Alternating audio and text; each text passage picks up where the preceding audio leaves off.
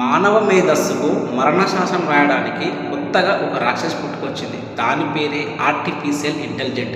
సింపుల్గా దీన్ని ఏఐ అంటారు. అంతకు ముందు ఉన్నాయా అంటే ఏవి కంప్యూటర్లు, స్మార్ట్ ఫోన్లు, ఇంటర్నెట్లు ఉన్నాయి. కానీ ఇప్పుడు వస్తున్నటువంటి ఆర్టిఫిషియల్ ఇంటెలిజెంట్ మానవ జాతి మనుగడ ఉనికిని, శ్రమను, ఉపాధిని నిలువున మింగేసి మహాప్రళయం లాంటిది. దీని వలన మానవ జాతికి పెద్ద ముప్పు రాబోతుంది భవిష్యత్తులో, ఇప్పుడు రాకుండా. అయితే టెక్నాలజీ పెరుగుతుంది కానీ మనుషులు తగ్గిపోతున్నారు. లాభాలు వస్తున్నాయి కానీ మనుషుల యొక్క జీవన ప్రమాణాలు, మనుషుల యొక్క ఉపాధి తగ్గిపోతున్నాయి.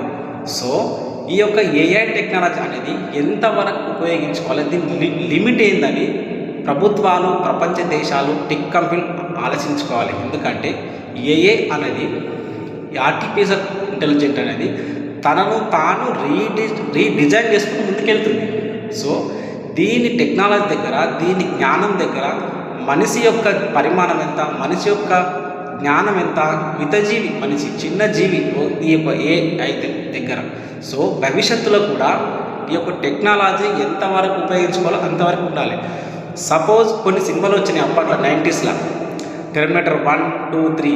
దీనిలో ఏఐ కంప్యూటర్ టైప్ అయ్యి తనను తాను డిజైన్ చేసుకుంటూ మనిషికి సవాల్ విసురుతుంది. మనిషి తయారు చేసిన దాన్ని మనిషికి సవాల్ విసురుతుంది. సో ఇప్పటికైతే ఈ యొక్క టెక్నాలజీని ఉపయోగించుకుంటున్న ఫ్యూచర్లో మాత్రం దీనివల్ల ముప్పు రాబోతుంది. సో దీనిని ఈ టెక్ కంపెనీలు, ప్రభుత్వాలు కట్టడి చేస్తాయో లేదో చూద్దాం.